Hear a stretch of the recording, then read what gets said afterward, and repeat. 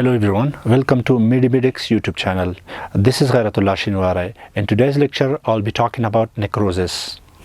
So, as I have talked about pathology in my previous videos, my last lecture was about irreversible cell injury.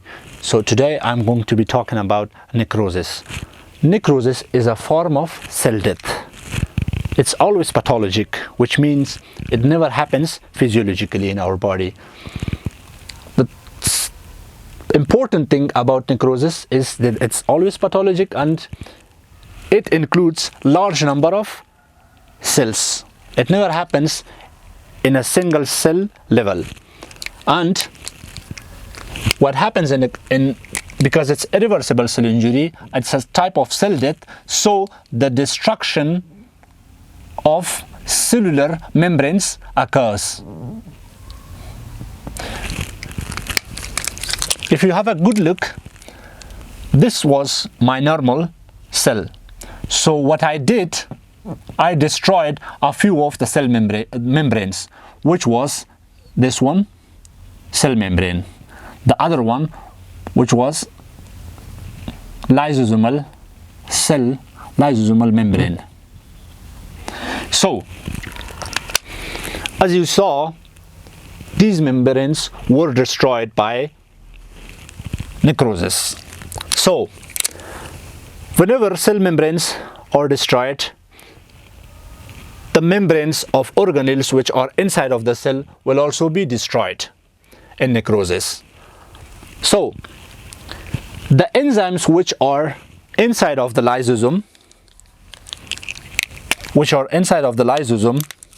they will leak out in necrosis because the membrane of the lysosome is destroyed. Enzymes will leak out and they will further destroy the cell and digest the cell. So, and after that, there is always inflammation after necrosis. And why would this inflammation occur? Because the substance released from the dead cell, when this cell dies, the substance inside of it, like DNA, other proteins, they will leak out. They will leak out of the cell. And when this happens, inflammation will begin. And when inflammation begins, there are few reasons that the inflammation will begin in our body after necrosis. The first reason is to eliminate the debris. The debris, which means that if once the cell is destroyed, it will make debris like this. Once this cell is destroyed, the organelle insides are destroyed, the debris will remain. So, the purpose of inflammation is to clear these debris and start the repairing process to repair our tissue. So, the enzymes which are responsible for the digestion of the cell, where does these enzymes come from? There are two sources that the enzymes which digest the cells, they came from. The first source is lysosome, this organelle inside of your cell. And the second source is the leukocytes. Leukocytes, they also have lysosomes, and inside the lysosomes there are enzymes which will digest the cell. So, morphological changes in necrosis happens in different types. Like on the first type of necrosis, I would like to talk about coagulative necrosis. As you see, coagulative necrosis, it means coagulation. The dead cells, they coagulate together, and the structure of the dead cells in coagulative necrosis remain firm, which means they will stay there and it will be not lysed, or it will be not cleared, the debris will be not cleared for several days after necrosis. And the reason for that is that whenever the cell dies, the protein inside the cell denatures, which means they lose their function, they lose the property, the chemical property.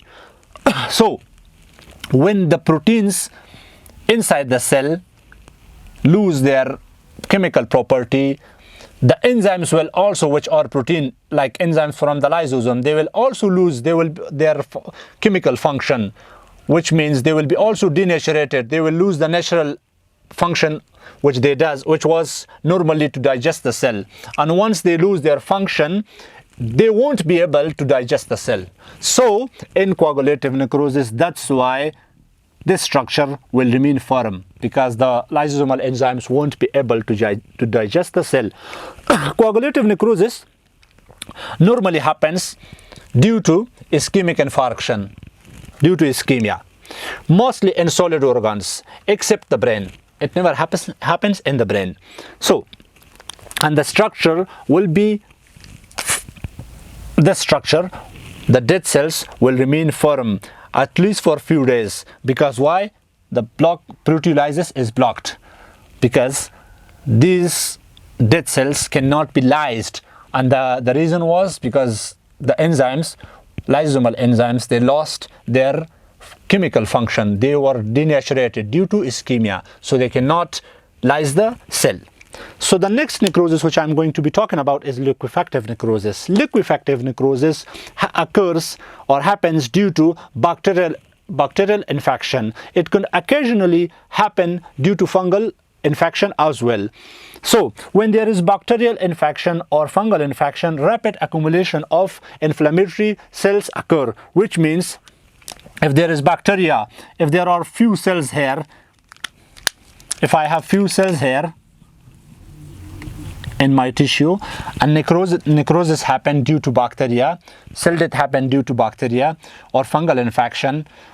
So what these bacteria or fungal infection will do, they will invite leukocytes, which is my WBC. And when the leukocytes came to this place where necrosis had happened, they will lyse this tissue, they will lyse it, and they will change this structure to a liquefied type of tissue. Normally, if I give an example, if this liquefactive necrosis happens due to bacteria in my brain, there are microglial cells in my brain which will destroy or liquefy this tissue. And these microglial cells have enzymes which will destroy these cells.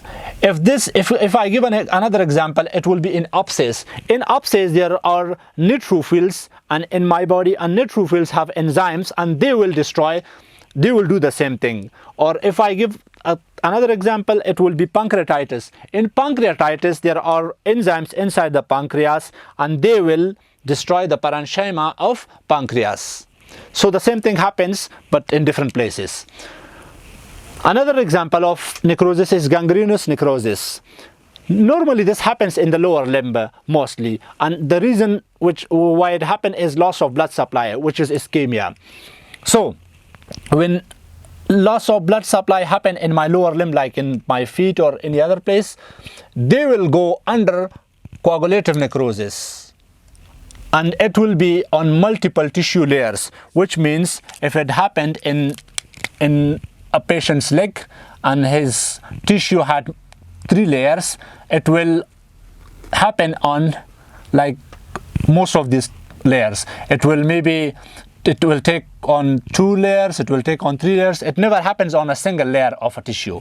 So normally it's a coagulative necrosis. This gangrenous necrosis is coagulative necrosis which resembles mummified tissue, which means if you have seen bodies which were mummified thousands of years ago, this structure resembles the same thing. Gangrenous necrosis is of 2 types. It's dry or wet. If it's wet, the reason would be bacterial infection or leukocytes. So what happens if there is dry gangrenous necrosis in a few cells, then bacteria, if it's imposed to bacteria, they will come, and because of the destructive component the bacteria have, they will change this dry gangrenous necrosis into wet gangrenous necrosis. And the same thing can be also done by leukocytes, because they have also the enzymes and the capability to change dry gangrene to wet gangrenous. So the third necrosis, or the fourth necrosis, which I'm going to be talking about, is fibrinoid necrosis. Fibrinoid necrosis, this is called fibrinoid because fibrin, which is a protein inside our blood circulation, they also leaks out. It's a special form of necrosis, normally occurs in immune reaction, in where antibody and antigen complex is made and deposited in the blood vessel wall. If this is a blood vessel, there is blood inside of it, and necrosis happen, fibrinoid necrosis, and it's because the deposition of antibody antigen complex in the blood vessel wall, like here. The antigen and antibody complex deposits here, destroys the blood vessels, the proteins leaks out and deposits back to the blood vessel wall here. And including fibrin in the proteins which have leaked outside of the blood, fibrin will also leak out and will deposit to the blood vessel wall. So this is called fibrinoid necrosis.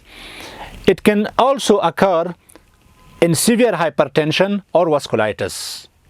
The same thing will happen. And when the deposition of proteins occurs into the blood vessel walls, it will give the blood vessel wall a pink appearance if seen under microscope. Another necrosis is caseous necrosis. Caseous necrosis occurs because of TB or fungal infection. If someone have tuberculosis or fungal infection, this type of necrosis can occur. It will give cheese-like appearance, which is white appearance, to the necrotic tissue, and it's a combination of coagulative and liquefactive necrosis. So the next one is fat necrosis. This happens in fat tissue mostly, and it destroys the fat cells.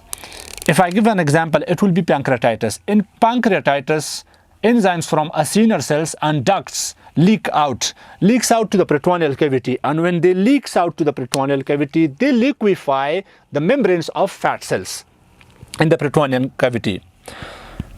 An example would be lipase, which is an enzyme from pancreas. Lipase will split the triglyceride esters, and it will release the fatty acid in triglyceride from the triglyceride. It will release it from that. It will split it from the triglyceride. And when this fatty acid is free from triglyceride, it will combine with calcium and it will make a chalky white appearance in our tissue, which is called sponification, and this is fat necrosis. So in today's lecture I have talked about necrosis. For more medical lectures, please like and subscribe our channel.